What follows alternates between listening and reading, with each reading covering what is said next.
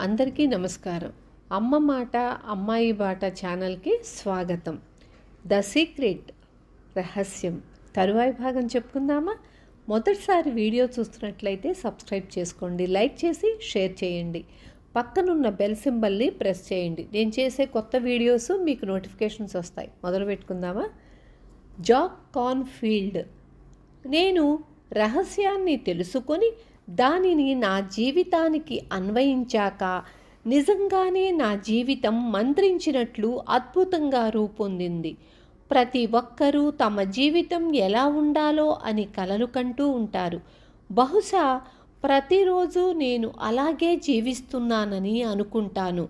4.5 మిలియన్ల డాలర్లు ఖరీదు చేసే భవనంలో నివసిస్తున్నాను. నా భార్య ఎంత గొప్పదంటే ఆమె కోసం తమ ప్రాణాలు అర్పించడానికైనా జనం సిద్ధంగా ఉంటారు. ఈ ప్రపంచంలోని మహత్తరమైన ప్రదేశాలకు సెలవులు గడపడానికి వెళ్తూ ఉంటాను.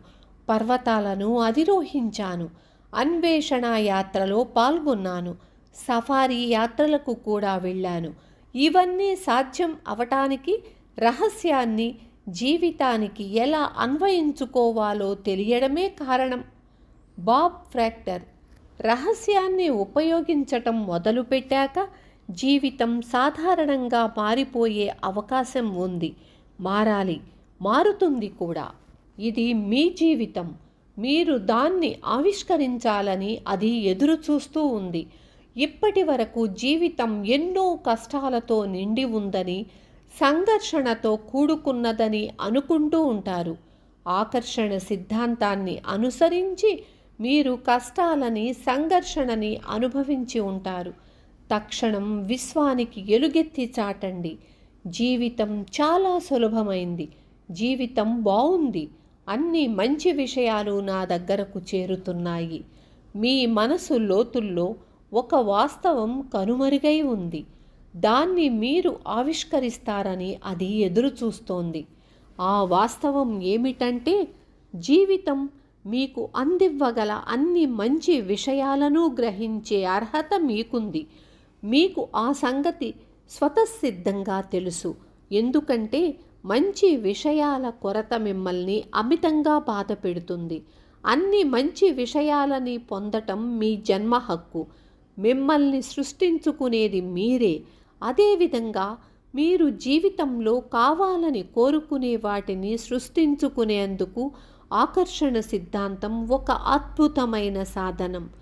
జీవితంలోని ఇంద్రజాలానికి, మీలోని అద్భుత శక్తికి స్వాగతం, స్వాగతం.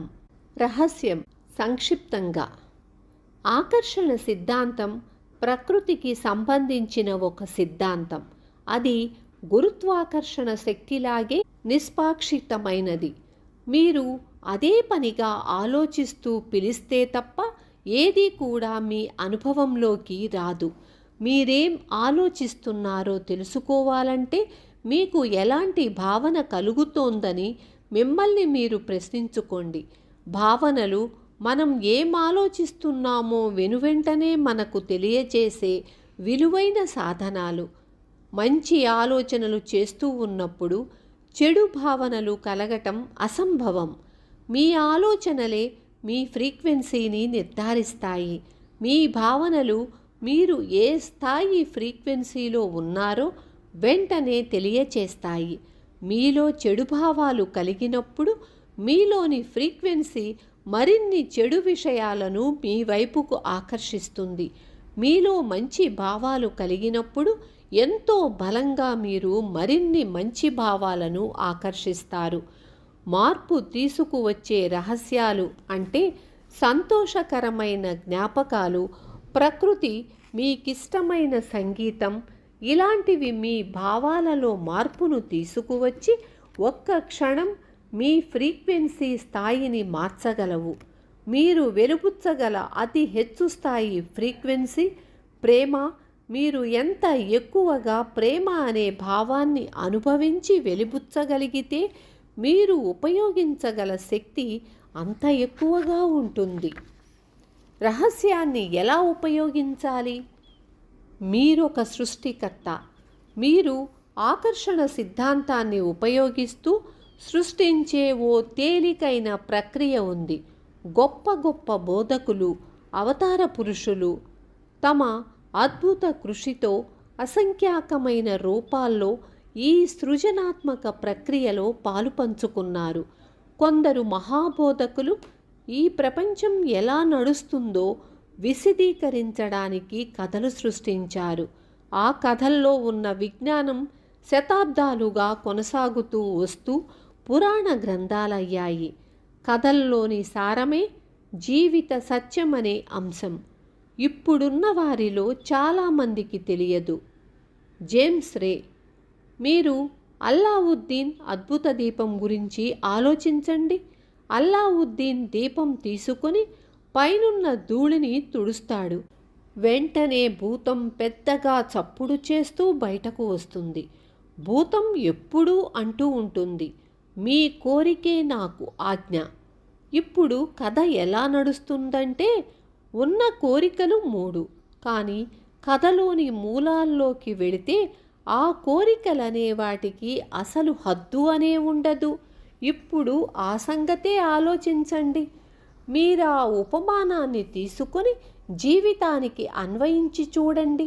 అల్లావుద్దీన్ ఎప్పుడూ తనకు ఏది కావాలో అదే అడుగుతాడని గుర్తుంచుకోండి. మన ముందున్న ఈ ప్రపంచమే భూతం. దీన్ని సాంప్రదాయాలు మీ పవిత్ర సంరక్షక దేవత అని, మీ పరమాత్మ అని రకరకాల పేర్లతో వ్యవహరిస్తూ ఉన్నాయి. దాని మీద మీరెలాంటి ముద్ర అయినా వెయ్యవచ్చు. అయితే మీకు ఉత్తమమైనదిగా ఉపయోగపడేదాన్ని ఎంపిక చేసుకోండి. ప్రతి సాంప్రదాయము మనకు చెప్పిందేమిటంటే, మనకంటే ఉన్నతమైనది ఏదో ఉందనే. ఈ భూతం ఎప్పుడూ ఒకటి చెబుతోంది, మీ కోరికే నాకు ఆజ్ఞ. ఈ అద్భుత కథ మీకు విశదీకరించేది ఏమిటంటే, మీ సంపూర్ణ జీవితం, అందులోని ప్రతి అంశము మీరు సృష్టించినదే. భూతం చేసేది మీ ఆజ్ఞకు కేవలం సమాధానమివ్వడమే. భూతం అనేది ఆకర్షణ సిద్ధాంతం. అది ఎప్పుడూ మీ ముందుంటుంది. మీరు ఆలోచించేది, మాట్లాడేది, చేసే ప్రతి పనిని గమనిస్తూ ఉంటుంది. మీరు ఆలోచించే ప్రతి అంశాన్ని మీరు కోరుకుంటున్నారని అది అనుకుంటుంది. అలాగే మీరు మాట్లాడే ప్రతి అంశం మీరు కావాలని కోరుకుంటున్నారని అనుకుంటుంది. మీరు కార్యరూపంలోకి తీసుకువచ్చిన ప్రతి దానిని మీరు కావాలని అనుకుంటున్నారని అనుకుంటుంది. మీరు ఈ విశ్వానికి యజమాని. మీకు సేవ చెయ్యడానికి భూతం సంసిద్ధంగా ఉంది. మీ ఆజ్ఞలను భూతం ఎప్పుడూ ప్రశ్నించదు. మీరు అలా ఆలోచించండి చాలు.